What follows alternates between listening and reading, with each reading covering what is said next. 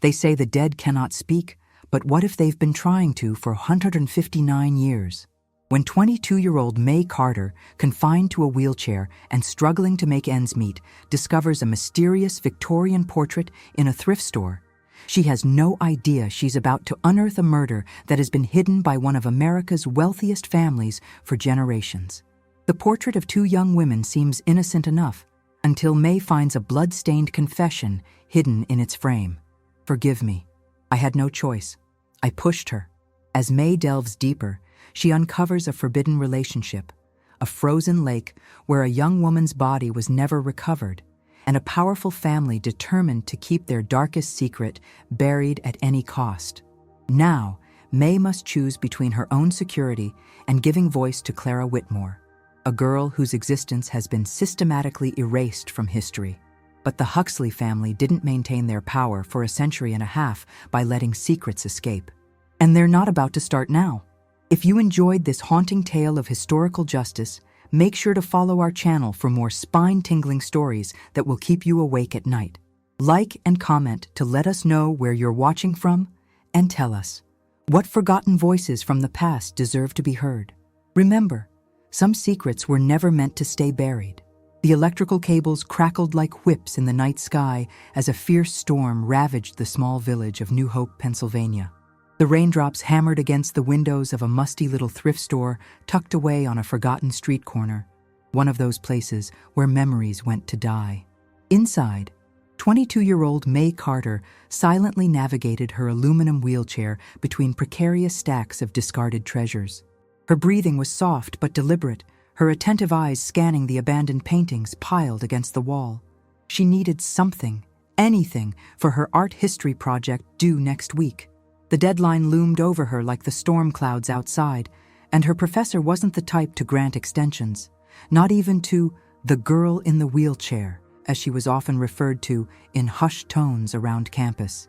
The smell of damp wood and ancient dust enveloped her as she maneuvered deeper into the store. May's fingers, calloused from years of pushing her wheels, brushed against ornate frames and canvases depicting landscapes she'd never visit and people long turned to bone. Her scholarship wouldn't last another semester if she failed this course. That's when she heard it, a dry, splintering crack like brittle wood giving way. May froze, her hands gripping her wheels mid-turn. One of the frames had slipped from the pile and fallen to the floor, as if it had freed itself. "Everything okay back there?" called Mr. Finch, the elderly shop owner whose arthritis prevented him from navigating the narrow aisles. "Yes, just knocked something over," May called back, though she hadn't touched a thing. With considerable effort, May leaned forward in her chair, stretching her arms until her fingertips brushed the edge of the fallen frame. She dragged it closer, wincing at the strain in her shoulders, until she could lift it onto her lap. It was a Victorian portrait, remarkably preserved despite its age. Two young girls standing hand in hand in a misty field. One was fair-haired with piercing eyes that seemed to follow May. The other had fiery red locks cascading over her shoulders. Their dresses were identical, white with blue sashes. But their expressions couldn't have been more different. The blonde girl's face held a hint of something May couldn't quite place. Triumph? Fear? The redhead's smile seemed frozen, like it had been painted on against her will. A jagged crack ran through one corner of the frame, and as May turned it over to examine the damage, she noticed something protruding from behind the loose backing, a small piece of white fabric wedged between the cracks. May's heart quickened. In her art history classes, they'd discussed how old paintings sometimes concealed secrets, letters, documents, even valuables. With trembling fingers, she carefully worked the fabric loose. As she pulled, something fell into her lap. A crumpled, yellowed note, stained with what looked disturbingly like dried blood. Attached to it, sewn directly into the paper with crude stitches, was a lock of auburn hair. Lightning flashed outside, momentarily illuminating the dark corner where May sat. The sudden brightness revealed the words scrawled in faded ink across the brittle paper. "Forgive me. I had no choice. I pushed her." May's breath caught in her throat. She read the words again, running her finger over the stains. The blood, if that's what it was, had turned brown with age, creating a rust-colored halo around the desperate confession. Just then, thunder exploded overhead. so close it made the windows rattle in their frames. The lights flickered once, twice, then plunged the store into darkness. May clutched the portrait against her chest, her heart hammering. "Looks like we lost power," Mr. Finch called out, his voice suddenly sounding far away. "Let me find the emergency lights." May barely heard him. In the pitch darkness, with only the intermittent flashes of lightning illuminating the portrait in ghostly bursts, a certainty took root in her mind like a seed in fertile soil. This painting was hiding a murder that had never been told. She turned the frame over again, studying the faces of the two girls in the flashes of lightning. Their eyes seemed different now, accusatory, pleading. The golden-haired girl's slight smile now looked sinister, while the redhead's expression seemed full of unspoken terror. "How much for this one?" May called out, her voice steadier than she felt. "That old thing?" Mr. Finch's voice came closer, accompanied by the beam of a flashlight. "Found it in the basement of the old Huxley estate when they were clearing it out. $2, and it's yours." May nodded, fishing in her pocket for the bills as another flash of lightning illuminated the room. For just a moment, so brief she almost convinced herself she'd imagined it, she thought she saw a dark stain spreading from the corner of the frame, like blood seeping through the cracks. And somewhere in the back of her mind, a voice that wasn't her own whispered, "Find me." The rain beat harder against the windows as May wrapped the portrait in her jacket, protecting it from the downpour she would have to brave on her way home. The confession burned in her pocket like a hot coal. Someone had pushed someone else. Someone had died. And somehow, across time and beyond death, they had found May Carter, a girl who knew all too well what it meant to fall and never get back up again. As she wheeled herself toward the door, Mr. Finch held it open for her. "Be careful out there. They say this is the worst storm since 1866. May froze. "What did you say? What year?" Mr. Finch looked confused. 1866, that's what the weather report said. Worst storm since then." May nodded slowly, a chill running down her spine that had nothing to do with the rain now soaking through her clothes. 1866, the same era as the portrait. As she pushed her wheelchair into the howling storm, the portrait safely tucked against her chest, May Carter knew her life had irrevocably changed. Someone had been silenced. Someone had been forgotten. And now, their voice had chosen her to speak. The first drops of rain hit her face, mingling with tears she hadn't realized she was crying. The digital clock on May's nightstand glared accusingly at her. 3:47 a.m. Sleep had proven impossible. The portrait leaned against her bedroom wall, partially covered with a sheet because May couldn't bear those eyes watching her all night. Every time she closed her own eyes, she saw the words from the note. "Forgive me, I had no choice. I pushed her." Rain continued to pelt her window, a rhythmic backdrop to her racing thoughts. Her laptop cast a blue glow across her small room as she hunched forward, scrolling through the university's digital archive. Her roommate was spending the weekend at her boyfriend's place, leaving May alone with her obsession. January 1866. New Hope, Pennsylvania, she murmured, typing the words into the search field. The portrait had no artist's signature, but the style and clothing placed it firmly in the mid-19th century. Mr. Finch's comment about the storm had cemented the timeline in her mind. The search yielded sparse results. Town meeting minutes, property records, church announcements. May rubbed her eyes, fighting fatigue. Then a headline caught her attention. "Local girl missing, feared drowned."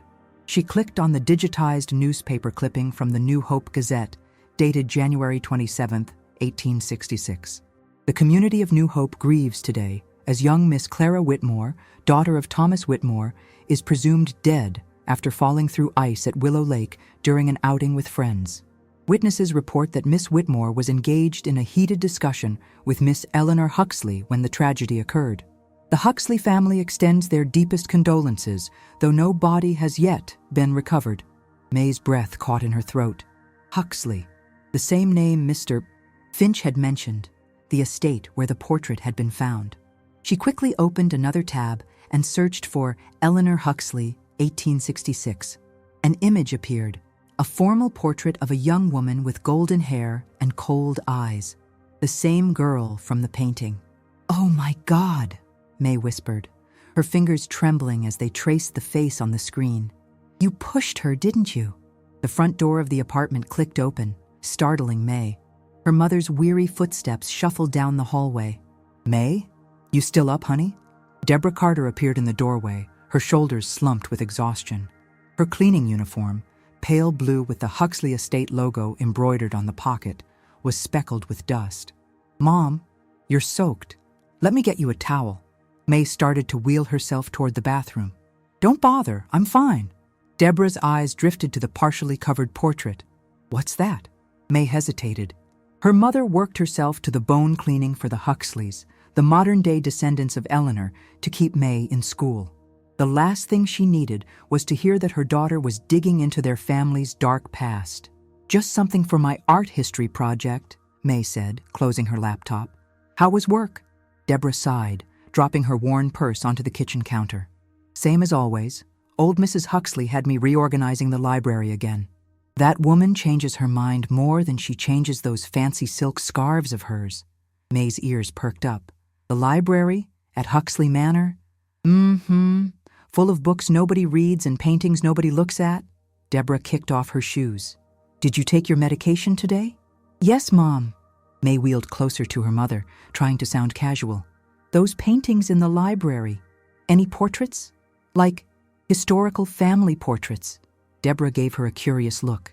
"What's with the sudden interest? But yes, the walls are covered with stern-looking Huxleys going back generations. Mrs. Huxley is very proud of her lineage, as she calls it."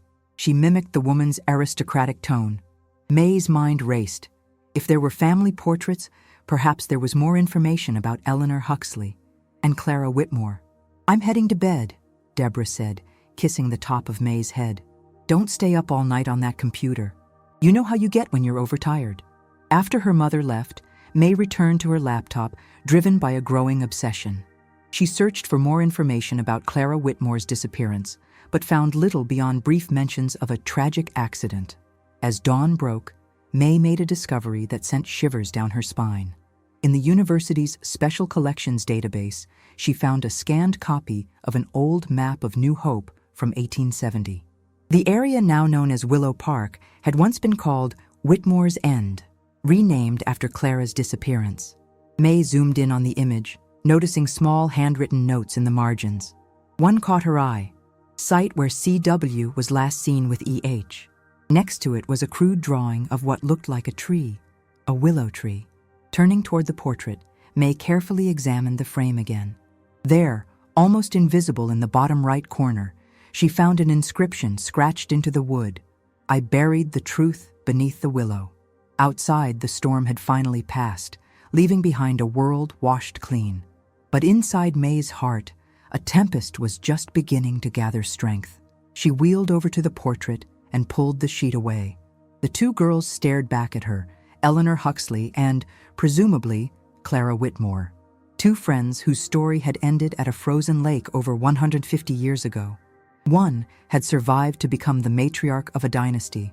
The other had vanished beneath the ice, her story buried with her. "I'm going to find out what happened to you," May whispered to Clara's painted face. "I promise." Her phone buzzed with a text from her study partner. "Meeting at library, OR 10. Don't forget research notes." May hadn't slept all night, but exhaustion had given way to a burning determination. Clara Whitmore had been silenced once. May wouldn't let it happen again. She glanced at her mother's closed bedroom door, knowing that what she was about to do could jeopardize everything Deborah had worked for.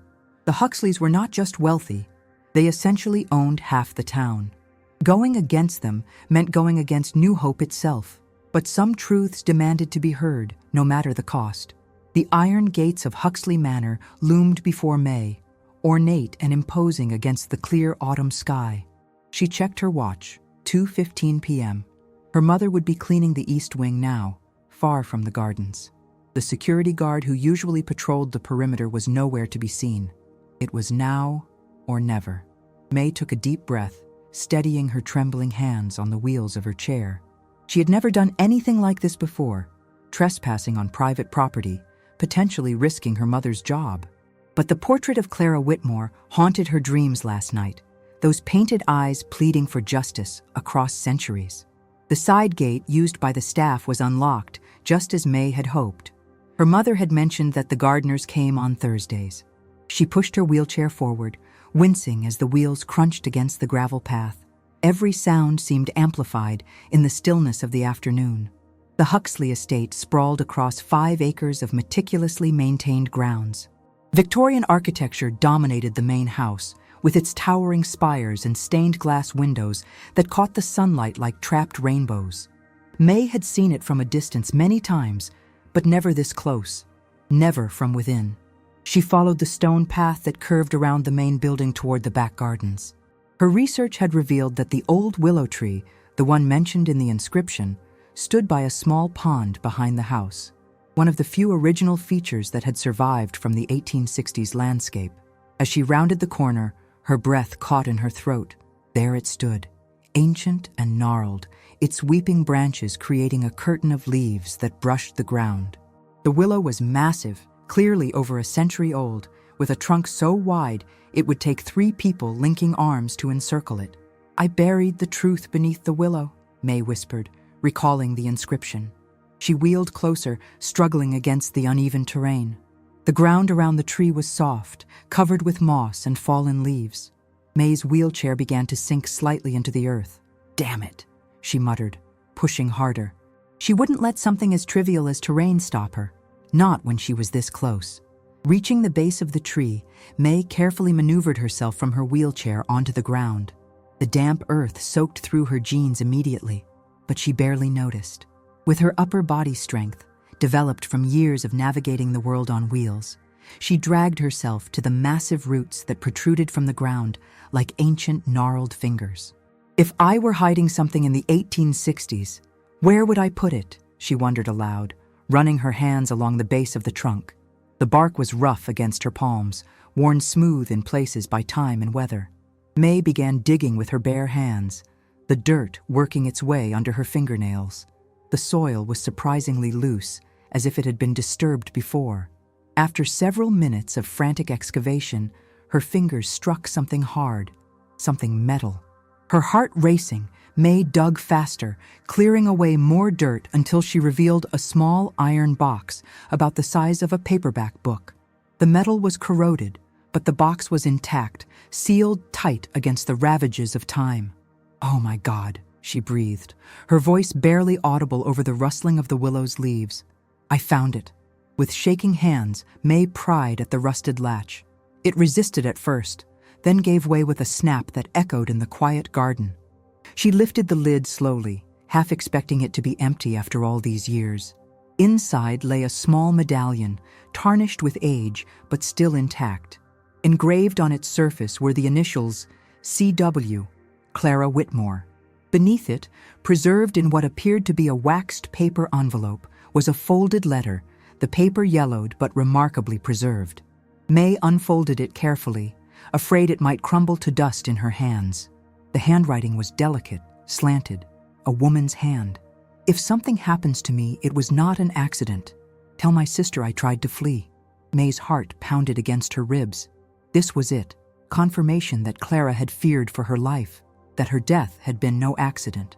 "What exactly do you think you're doing?" The cold voice cut through the air like a knife. May's head snapped up, her eyes widening with alarm. Standing above her was a young man in his late 20s, his posture rigid with anger. His tailored suit and perfectly coiffed hair screamed wealth and privilege.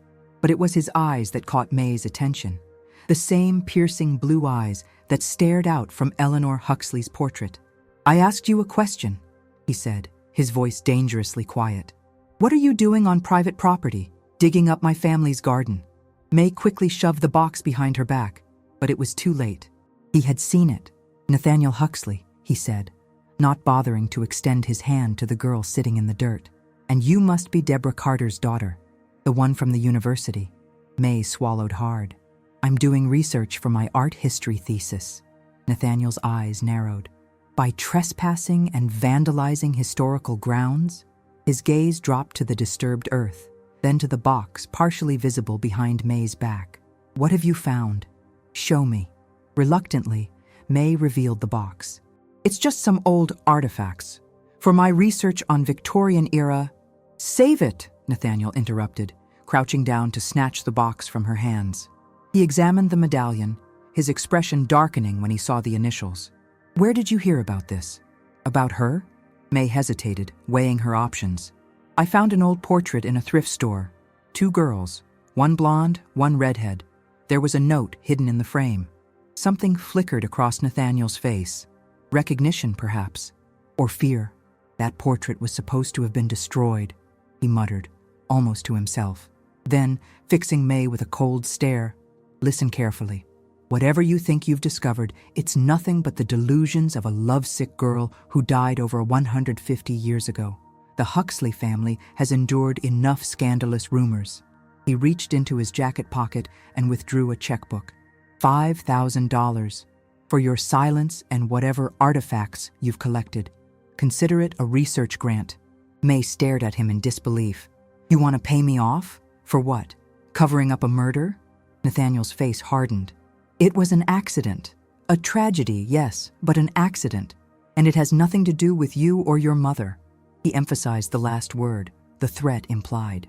The check hovered between them, a tangible symbol of everything May despised, privilege buying silence, wealth erasing truth. In that moment, she made her decision. With a quick motion, she grabbed the check, held it up for him to see, then tore it in half, then quarters, letting the pieces flutter to the ground between them. I don't want your money, May said, her voice steadier than she felt. I want justice for Clara Whitmore. Nathaniel's face flushed with anger. You're making a serious mistake. Your mother works for my family. Remember that. As if summoned by his words, a voice called from the house. Nathaniel, are you out there? He straightened, smoothing his expression. We're not finished, he warned May quietly, before turning toward the house. Yes, grandmother. Just checking on the gardening work. May quickly gathered the torn pieces of the check and the box, dragging herself back to her wheelchair. As she pulled herself up into the seat, she caught one last glimpse of the ancient willow tree, its branches swaying gently in the breeze. For a moment, just a moment, she thought she saw a figure standing beneath it, a young woman with fiery red hair, watching her with grateful eyes. May sat frozen at the kitchen table, the medallion with Clara's initials clutched in her palm so tightly that the edges dug into her skin. The front door opened with a creak, and her mother's shuffling footsteps entered their small apartment.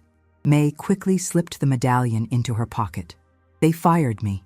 Deborah's voice was hollow, emotionless. She stood in the doorway, still wearing her blue uniform, her eyes red-rimmed from crying. 30 years cleaning for that family, and they fired me without severance, without a reference.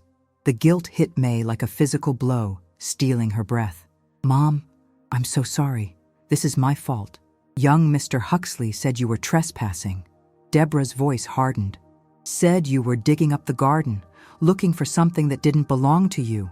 May opened her mouth to explain, but Deborah cut her off with a raised hand. I don't want to know what you were doing there. I don't want to know why. Her voice broke. That job was everything to us, May. It paid for your treatments, your tuition, this roof over our heads. I can explain, May began, but Deborah was already turning away. I'm going to bed. I need to start looking for work tomorrow. The defeat in her mother's posture was devastating. Whatever you're involved in with the Huxleys, it ends now. You stay away from that family, you hear me? The door to her mother's bedroom closed with a quiet click that somehow hurt more than a slam would have. May sat in the silence, tears streaming down her face as the weight of what she'd done crashed down upon her. But as the night wore on, something shifted in May's heart. The tears dried on her cheeks, and in their place, a cold determination took root. Her mother had sacrificed everything for her, her youth, her dreams, her health, cleaning other people's messes for decades, and the Huxleys had discarded her like yesterday's trash after 30 years of loyal service. This isn't over, May whispered to herself. The next morning, after her mother left to apply for jobs at local motels, May called Ryan Jenkins, her study partner from the university archives. I need access to the historical property records of New Hope, she said without preamble. Well, hello to you too, Ryan chuckled. What's this about? It's for my thesis, May lied smoothly. I'm researching architectural modifications to historical properties. specifically the Huxley Manor. The Huxley place? Good luck with that. Those people are notoriously private about their property. That's why I need your help. Your father works for the county records office, right? There was a pause on the other end of the line. Ryan, please, this is important. May put every ounce of sincerity she could muster into her voice. I wouldn't ask if it wasn't. Another pause, longer this time. Then a sigh. Meet me at the campus coffee shop in an hour, and you owe me, big time. May arrived early, positioning her wheelchair at a table near the window where she could watch for Ryan. The coffee shop buzzed with students rushing to morning classes, the aroma of espresso and baked goods filling the air. May barely noticed, her mind consumed with what she might find in the property records. Ryan slid into the seat across from her 20 minutes later, glancing nervously over his shoulder before pulling a rolled-up bundle of papers from his backpack. You didn't get these from me, he said, pushing them across the table. Dad would kill me if he knew I made copies of restricted documents. Restricted? Why would property records be restricted? Ryan leaned forward, lowering his voice. Because the Huxleys donated half the county archives building. They have special provisions about who can access their family records. He tapped the papers. These are the original blueprints for Huxley Manor, dated 1858, and renovations from 1867, 1902, and 1954. May unrolled the papers carefully, her heart racing as she examined the intricate drawings. The manor was even more extensive than she'd imagined, with 3 floors, a partial 4th floor that had once been servants' quarters, and what appeared to be a vast network of rooms that had been modified over the years. Look at this, she murmured, pointing to the 1858 blueprint. There's a whole wing here on the north side that doesn't appear in later plans. Ryan nodded. I noticed that too. According to the 1867 renovation plans, that entire section was walled off. No explanation why. May's eyes widened. That's the year after Clara Whitmore disappeared. Who? May ignored the question, focusing instead on the blueprints. The north wing had contained several bedrooms, a sitting room, and, most interestingly, what was labeled as Miss Eleanor's studio. In the 1867 plans, the entire wing had been sealed off, with the original doors replaced by solid walls. The room is still there, May whispered. Just hidden. Ryan gave her a strange look. May, what's really going on? This isn't about architecture, is it? She hesitated, then decided to trust him with a portion of the truth. I think the Huxley family is hiding something that happened in 1866. That was over 150 years ago. Why would they still care? Because history shapes legacy, and the Huxleys care very much about their legacy. She rolled up the blueprints. I need one more favor, Ryan. I need to talk to someone who knows the house, who's been inside the walls. Ryan rubbed his face, clearly regretting his involvement. My cousin's girlfriend's grandfather used to work there. Henry Blackwood. He was their gardener for like 40 years before he retired. Lives in that tiny historical museum now, as the caretaker. The New Hope Historical Society? Yeah, that place. He's there most mornings, opening up. But May, he grabbed her wrist as she began to wheel away from the table. Be careful. The Huxleys basically own this town. If they don't want something found, there's probably a reason. May nodded, but her mind was already racing ahead, planning her next move. Thanks, Ryan. I owe you. The New Hope Historical Society was housed in a small Victorian building on Maple Street, its paint peeling and its sign faded by years of sun and rain. May wheeled up the ancient wooden ramp that had been added as an afterthought for accessibility, pushing open the heavy front door with effort. The musty smell of old books and older furniture greeted her. The place was dimly lit, glass cases displaying artifacts from New Hope's unremarkable past. Farming tools, a butter churn, faded photographs of stern-faced founders.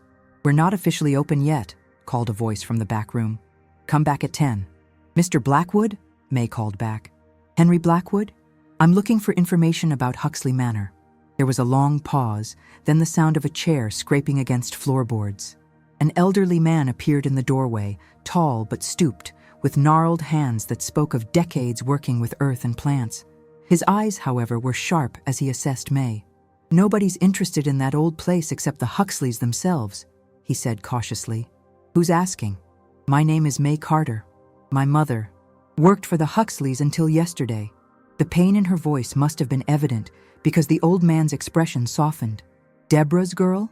Henry Blackwood stepped fully into the room, leaning heavily on a wooden cane. I heard what happened. Nasty business, that. Those people always did throw away the help when it suited them. May wheeled closer. Mr. Blackwood, I need to find the sealed room in the north wing, the one that was walled up in 1867. The color drained from the old gardener's face. Who told you about that? I found the blueprints. Please, I think something terrible happened there. Something connected to Clara Whitmore. At the mention of Clara's name, Henry Blackwood's weathered face went completely still, like a photograph frozen in time. You'd best forget that name, girl, he whispered. Some secrets are buried for a reason. The silence in the small museum hung between May and Henry Blackwood, like a physical presence.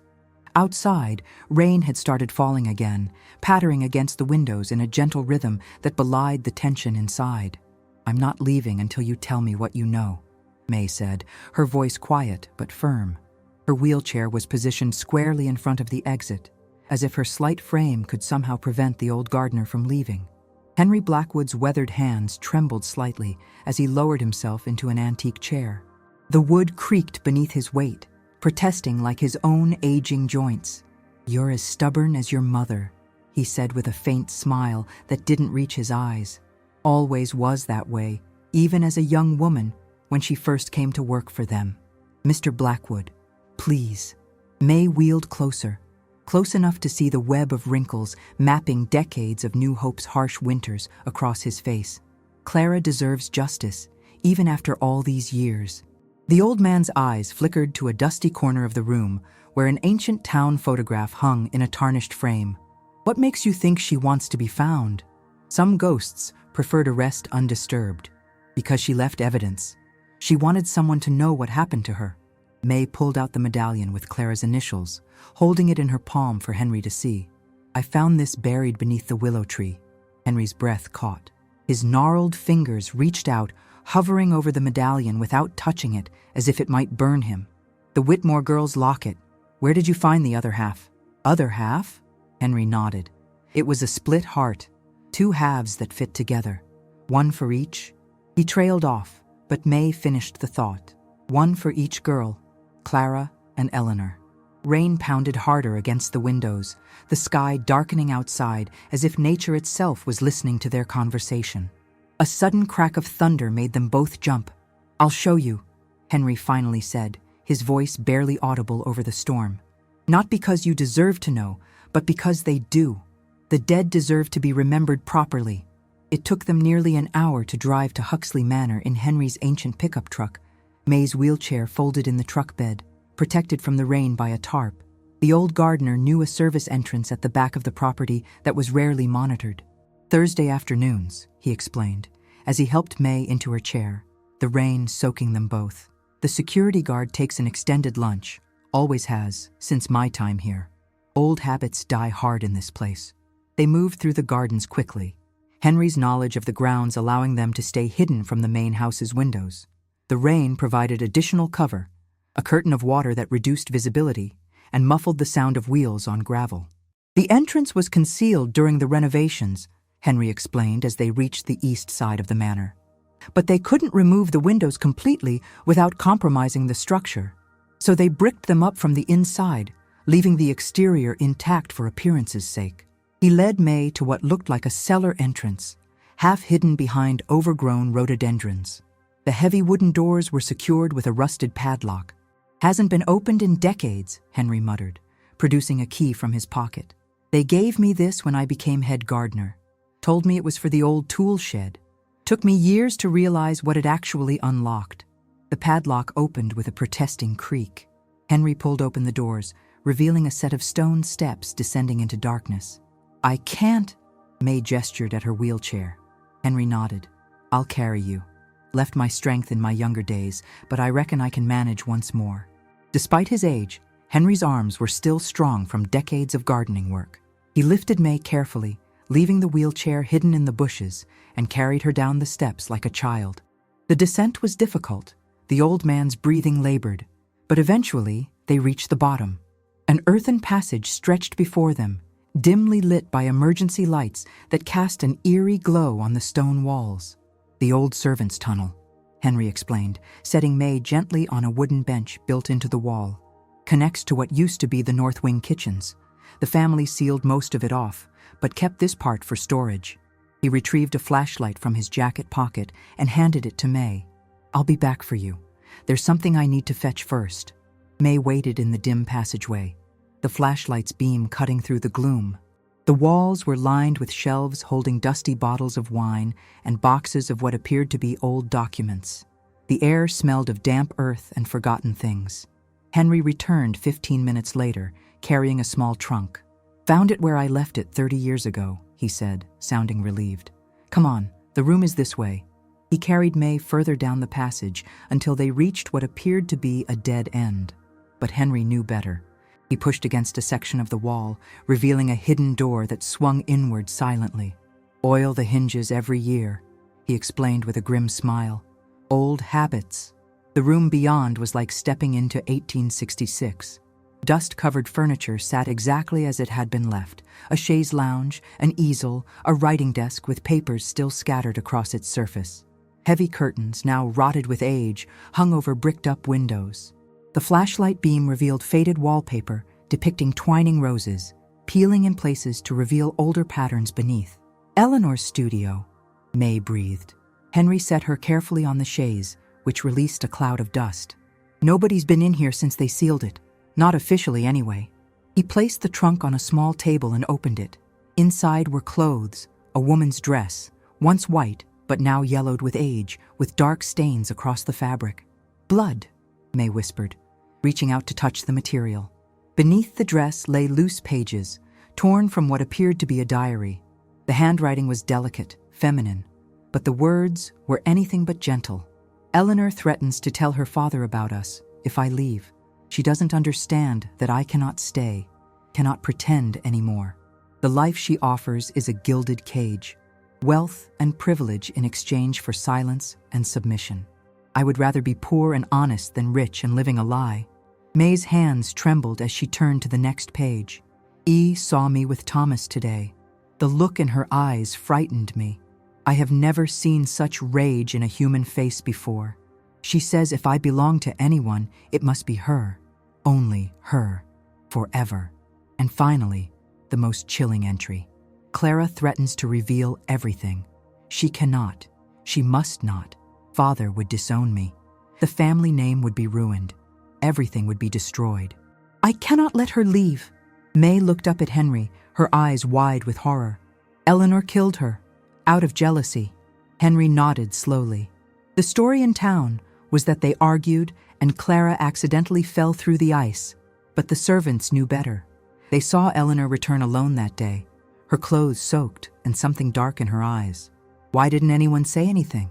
Report it to the authorities?" Henry's laugh was bitter. "In 1866? When the Huxleys owned the police, the courts, the newspapers? Who would believe a servant over the daughter of the wealthiest family in the county?" May's gaze was drawn to a canvas propped against the far wall. She directed the flashlight toward it, revealing a portrait, the third version of the painting she'd found, with one significant difference. Clara's face had been partially painted over, erased from the scene. "She tried to erase her," May murmured. "Not just her life, but her very existence." A noise from somewhere in the passage made Henry tense. "We need to leave. Now." He gathered the diary pages and helped May back into the passage, carefully closing the hidden door behind them. They made their way back toward the cellar entrance as quickly as possible, Henry carrying May up the steps with the last reserves of his strength. Outside, the rain had stopped. The garden glistened in the late afternoon light, eerily beautiful. As Henry helped May back into her wheelchair, she noticed a figure watching them from an upstairs window of the manor, an elderly woman with snow-white hair, her face a mask of cold fury. "That's her, isn't it?" May asked, as Henry hurried them toward his truck. "Eleanor Huxley. Her granddaughter, Victoria. Eleanor died in 1922. Henry glanced back at the window. "But the family resemblance is striking, isn't it? Same cold eyes." As they drove away from Huxley Manor, May clutched the diary pages to her chest. She wrote about Clara like she owned her. Like Clara was her possession. Henry nodded grimly. Some people think love is about ownership. The Huxleys have always confused loving things with owning them. He glanced at May. What will you do now? May looked down at the faded pages in her hands, the last testament of a young woman's silence too soon. I'm going to give Clara her voice back. The remains of Willow Lake looked nothing like the idyllic pond where two young women had once stood on ice in 1866. Now it was part of Whitmore Park, a name that struck May as grimly ironic, given how thoroughly the town had forgotten Clara Whitmore herself. The once pristine lake had shrunk to a murky pond, surrounded by cracked concrete benches and overflowing trash cans. The town had neglected this place for decades, as if collective guilt had manifested in collective abandonment. May wheeled herself along the uneven path that circled the water, Henry walking beside her with his uneven gait. The early morning light cast long shadows across the surface of the pond, which rippled in the gentle October breeze. A thin layer of mist clung to the water, giving the place an otherworldly quality. It was bigger back then, Henry said, gesturing to weathered markers that indicated the original shoreline. They drained part of it in the 1950s for development. Never found a body, though. Not in all those years. She has to be somewhere, May murmured, her breath fogging in the cold morning air.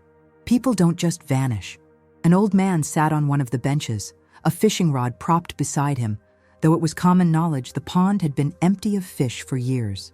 His face was deeply lined, his eyes milky with cataracts, but he turned his head at the sound of their approach. "Ain't nobody caught nothing here since before Nixon," he called out, his voice surprisingly strong for his frail appearance. "Waste of time fishin' this pond." "We're not fishing, Mr. Daltrey," Henry replied. "Just visiting." The old man squinted at them. "Henry Blackwood? That you? Thought you'd be dead by now." Henry chuckled without humor. "Not yet, Frank. Still kicking." Frank Daltrey's clouded eyes shifted to May. "Who's the girl?" "My name is May Carter. I'm researching what happened here in 1866 to Clara Whitmore." The old man went very still. "Why you want to go digging up old bones? Ain't nothing good comes from disturbing the dead. Then you know about her? About Clara?" May wheeled closer, her heart quickening. Frank looked away, focusing on the pond. "My granddaddy used to talk about it. He was just a boy when it happened. Said the town knew it weren't no accident, but nobody had the guts to say so." "Did he say what happened to her body?" Henry asked quietly. Frank's gnarled fingers tightened on his fishing rod. "There's a reason nobody swims in this pond, even in the hottest summers." He tapped his temple. "People remember, even when they pretend not to." May felt a chill that had nothing to do with the autumn air. "She's still in there? After all this time?" Frank shrugged his bony shoulders. "Maybe, maybe not. There was talk back in 32, when they were draining part of the lake. Workers found something. Bones, they said. But before the sheriff could come, men from the Huxley house arrived. Next day, the bones were gone. Burned, some said. They destroyed evidence," May whispered, outrage burning in her chest. "Can't prove what you can't find," Frank replied. "That's been the Huxley way since they founded this town." As they left Frank to his pointless fishing, May's mind raced. The story grew more disturbing with each new detail, each confirmation that Clara's death had been deliberately covered up for generations. "We need to go to the county archives," she told Henry, determination hardening her voice. "There has to be an official record somewhere, a report, a witness statement, something." The county archives were housed in the basement of New Hope's town hall, a grand brick building with white columns that had been donated by, who else, the Huxley family in 1902.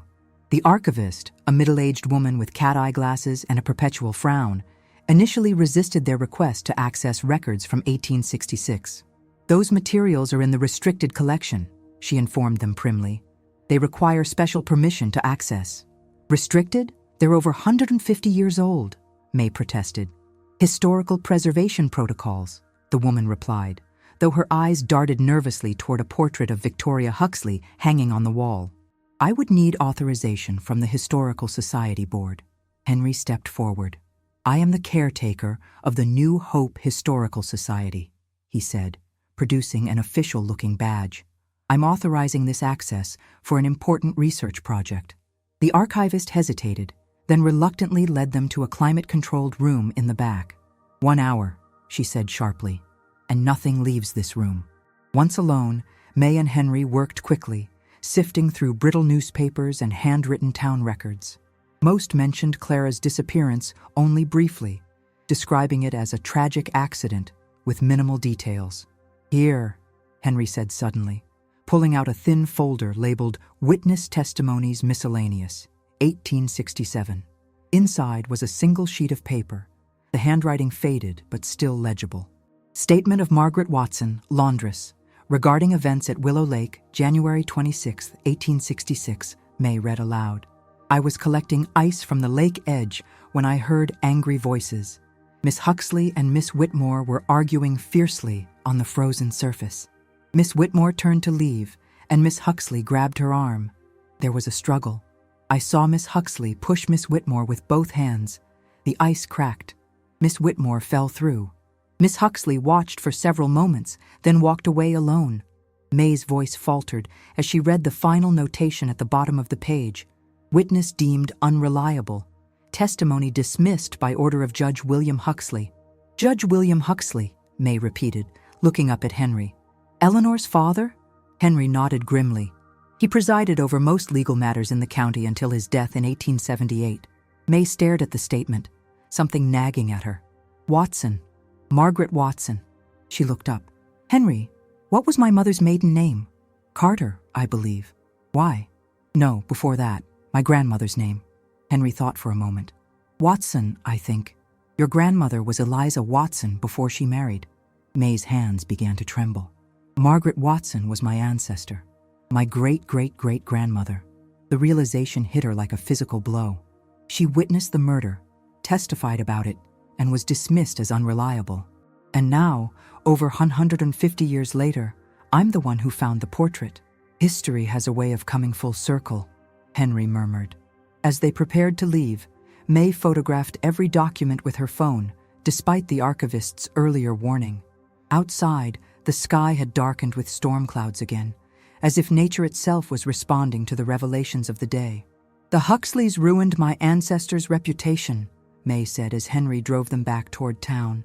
They called her a liar when she tried to speak the truth, and a century and a half later, they fired my mother for the same reason, because I was getting too close to their secrets.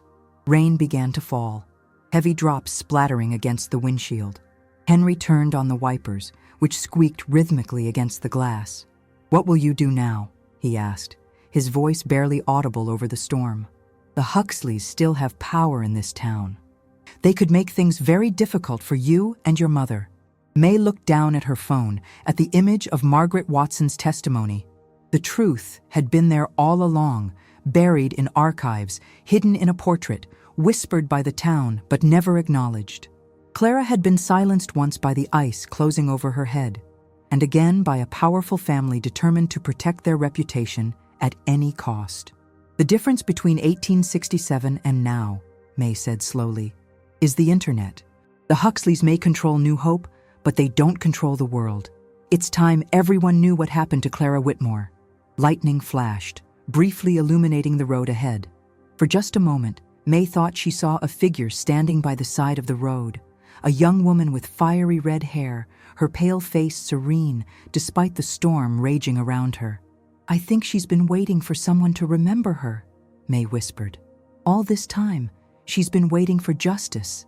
May's fingers hovered over the keyboard, trembling slightly as she prepared to hit publish. The screen glowed in the darkness of her apartment, illuminating her face with an ethereal blue light. It was 3:17 a.m. Her mother slept in the next room, unaware of what her daughter was about to unleash. The article May had crafted was comprehensive and damning. Titled, "The Girl Under the Ice, How New Hope's Elite Buried a Murder for 159 Years, it included high-resolution scans of Clara's portrait, the blood-stained confession, Margaret Watson's testimony, and pages from Eleanor's diary. May had spent 3 sleepless nights writing it, fact-checking every detail and formatting it for maximum impact. Clara, she whispered to the portrait that now hung on her bedroom wall. This is for you. She hit publish and watched as her blog post went live. Within minutes, she shared the link to local Facebook groups, Twitter, Reddit, and emailed it to several journalists specializing in cold cases and historical crimes. There would be no turning back now. May wheeled herself to the window and gazed out at the sleeping town.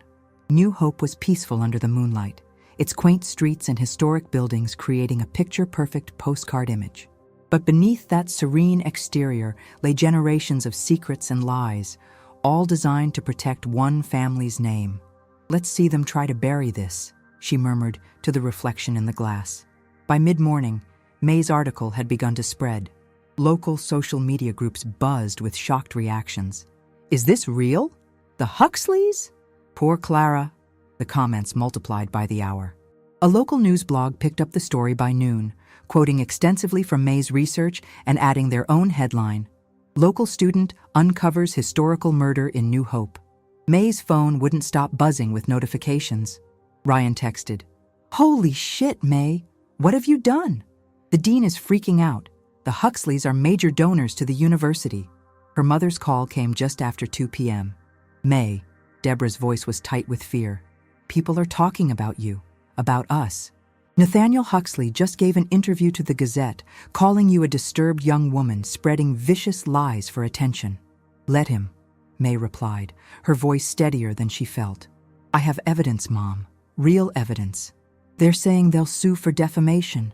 We can't afford lawyers, May. We can barely afford rent." Before May could respond, her call waiting beeped. An unknown number. "I have to go, Mom. I'll call you back." She switched to the other call. "Hello? Is this May Carter?" The voice was professional, authoritative. "Yes, who's calling?" "My name is Jessica Lynn, producer for WPHZ News. We'd like to interview you about your Clara Whitmore investigation. This story is gaining serious traction, and we want to be the first to cover it properly." May's heart raced. WPHZ was the largest news station in the region. "When?" "Today, if possible. We can send a crew to you." 2 hours later, May sat in her apartment, a makeup artist powdering her face while a cameraman adjusted lighting. Jessica Lynn, a sharp-eyed woman in her 40s, reviewed notes on her tablet. "We'll focus on the evidence first," Jessica explained. "The portrait, the confession, the testimony. Then we'll address the Huxleys' response. They've issued a statement calling your claims absurd historical fiction aimed at tarnishing a respected family's legacy." May nodded, surprising herself with her own calmness. They've had 159 years to perfect their denials. The interview lasted 40 minutes. May spoke with a passion and clarity that surprised even herself, explaining how she'd discovered the portrait, found the hidden evidence, and connected the historical dots. She held up Clara's medallion for the camera, her voice breaking slightly as she described how the young woman had been erased from history. "Clara Whitmore wasn't just murdered," May concluded. "She was unmade. Her existence was systematically removed from the town's memory because of who loved her and who killed her." As the crew packed up their equipment, Jessica squeezed May's shoulder. "This will air tonight at 6. Be prepared. Your life is about to change." The story exploded. By evening, it had been picked up by regional news outlets. By the following morning, several national publications had run features on The Frozen Girl of New Hope and The 159-Year-Old Cold Case. Social media was ablaze with hashtags. Cheer Justice for Clara and Remember Clara Whitmore trended on Twitter. Nathaniel Huxley appeared on a competing news channel, immaculately dressed in a tailored suit, his demeanor controlled but clearly angry. These outrageous claims are based on misinterpreted historical artifacts and the overactive imagination of a young woman seeking attention. The Huxley family has served this community for generations. We will not allow our name to be dragged through the mud based on sensationalized conjecture about events from another century. He announced a lawsuit against May for defamation, demanding $5 million in damages. But the tide of public opinion had already turned. Residents of New Hope began placing white ribbons on trees throughout the town, a silent tribute to Clara. A makeshift memorial appeared at Willow Lake, with flowers and candles surrounding a printed copy of the portrait May had found. 3 days after the story broke, May received a call from Henry. "You need to come to Shady Pines retirement home," he said without preamble. "There's someone you should meet." An hour later, May followed Henry down the antiseptic-smelling hallway of the town's only nursing facility. They stopped outside room 217, where Henry knocked softly before entering. A frail woman sat by the window, her wispy white hair illuminated by the afternoon sun. Her hands, spotted with age and twisted by arthritis, rested in her lap. Her vacant gaze was fixed on the garden outside. "May, this is Martha Green," Henry said quietly. She was the head housekeeper at Huxley Manor from 1962 to 1997. "Martha, this is the young lady I told you about." The elderly woman didn't respond. A nurse standing nearby shook her head sadly. "She hasn't spoken in months, advanced Alzheimer's. Most days, she doesn't even remember her own name." May wheeled closer, studying the woman's papery face. "Mrs. Green? My name is May. I'm trying to learn about Clara Whitmore. Did you ever hear that name when you worked for the Huxleys?" No response. The old woman continued staring out the window. Henry sighed. "I thought maybe seeing you might trigger something. Martha once told me the old Mrs. Huxley, Victoria's mother, used to get drunk on sherry and talk about the red-haired girl who wouldn't stay buried." May reached into her bag and pulled out the portrait. "Mrs. Green, do you recognize these women?" She held the painting where Martha could see it. For several moments, nothing happened. Then, slowly, the old woman's rheumy eyes focused on the image. Her withered hand reached out, trembling, and touched Clara's painted face. "Clara," she whispered, her voice cracking from disuse. The nurse gasped. Henry leaned forward, his expression intense. "Yes, Clara," May encouraged. "Clara Whitmore. Do you remember her?" Martha Green's eyes filled with tears. "They loved each other," she whispered. Not aloud. Never aloud. Her gnarled finger moved to Eleanor's face in the portrait. She couldn't let her go. Who couldn't let her go? Eleanor? Martha nodded slowly. She kept her dress, locked away, stained with water, stained with love. Her voice strengthened slightly, as if awakening from a long slumber. Eleanor told her mother before she died. Her mother told her daughter. The secret passed down, woman to woman, shame to shame. The elderly woman's sudden lucidity was uncanny, her eyes now sharp and focused. "They say she still walks the grounds, the red-haired girl, looking for what was taken from her." Martha gripped May's hand with surprising strength. "Voice! They took her voice." The nurse was filming with her phone, her own eyes wide with amazement. "She hasn't strung 3 words together in months. This is incredible." Later that evening, the video of Martha Green's testimony went viral, added to the growing body of evidence surrounding Clara's story. The elderly woman had spoken for only a few minutes before lapsing back into silence, but her words had been clear and compelling, especially coming from someone who had spent decades in the Huxley household. At home, May found Deborah waiting, her expression unreadable. "I saw the interview," her mother said quietly, "and the video from the nursing home." May braced herself for criticism, for fear, for anger.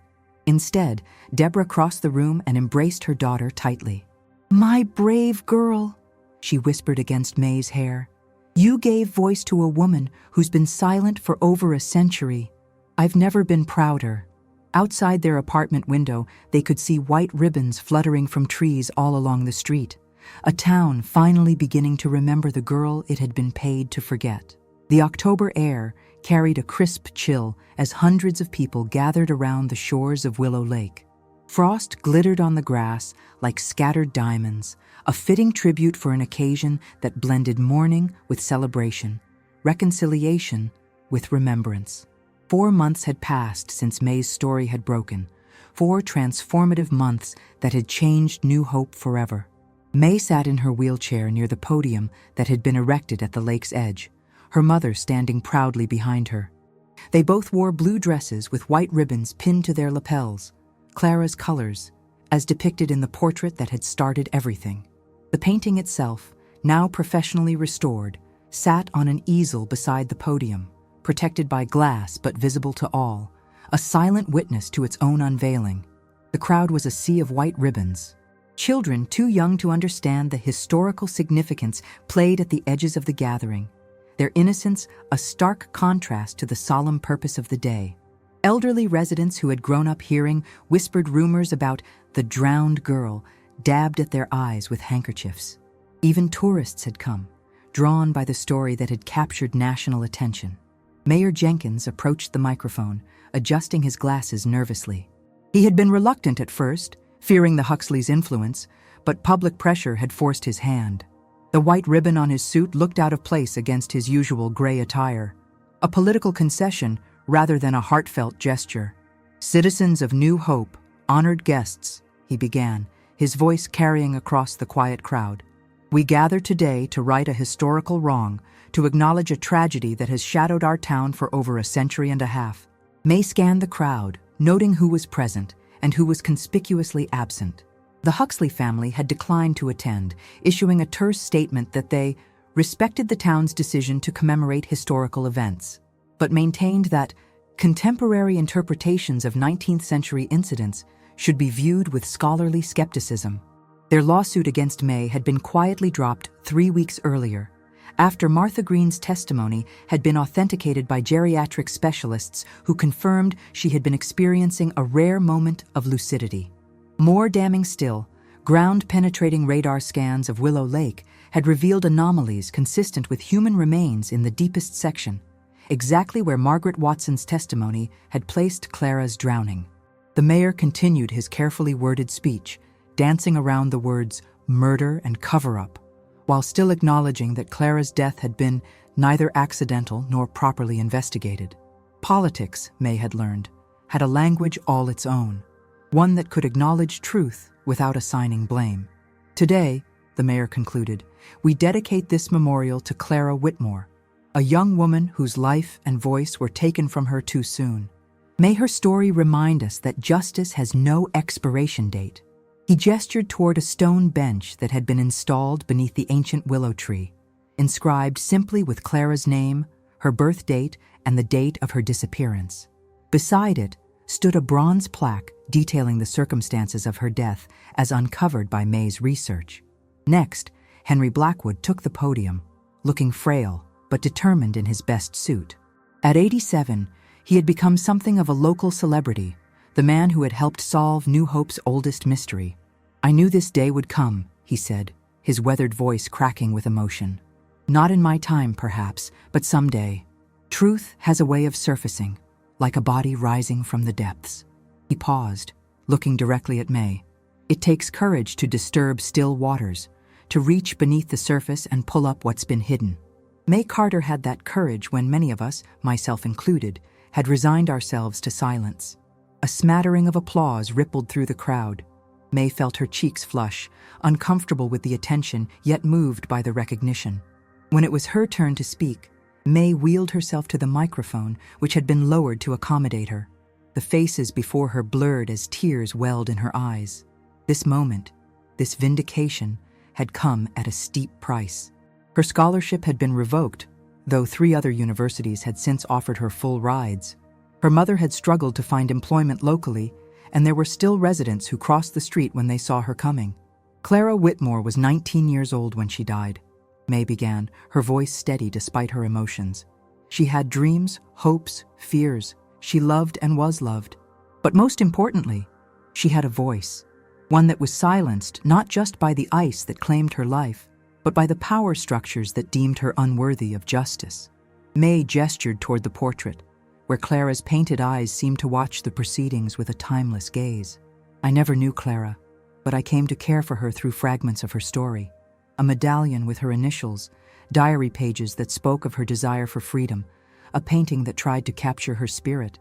In many ways, Clara represents all those throughout history whose stories are erased because they inconvenience the powerful."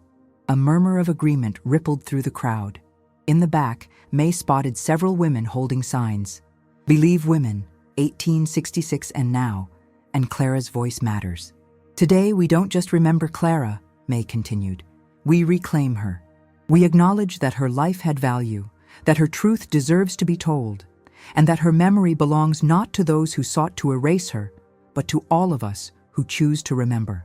As May concluded her speech, a young woman from the local choral society stepped forward to sing "Shall We Gather at the River," a hymn from Clara's era. The haunting melody drifted across the water, creating ripples in the otherwise still surface of the lake. After the ceremony, as the crowd began to disperse, May found herself alone by the memorial bench. She placed a single white rose on the stone seat, her fingers tracing the engraved letters of Clara's name. "We did it," she whispered. "They remember you now." A cool breeze stirred the willow branches overhead, sending a shower of golden leaves spiraling down around May. For a brief moment, she thought she felt a gentle touch on her shoulder, like a hand, slender and grateful. Deborah approached, her eyes red from crying. "Ready to go, sweetheart?" May nodded, taking one last look at the memorial. "You know what's strange, Mom? 4 months ago, I was just looking for an art history project. I never expected to find all this." Deborah smiled, a hint of pride illuminating her tired face. "Some people go their whole lives without making a difference, May. You taught an entire town to hear a woman who's been silent for 159 years. She squeezed her daughter's shoulder. "I'd say that's more important than any art history grade." As they made their way along the path that circled the lake, May looked back at the restored portrait on its easel. The setting sun cast a golden glow across the canvas, illuminating the faces of the two young women, Eleanor Huxley and Clara Whitmore, forever frozen in that moment before tragedy, their hands intertwined in a bond that had transcended death, betrayal, and time itself. The final image remained in May's mind long after they left the lake. The portrait, now complete and truthful at last, with Clara's face fully restored, no longer erased from history, but reclaimed, remembered, and finally, after more than a century and a half, heard.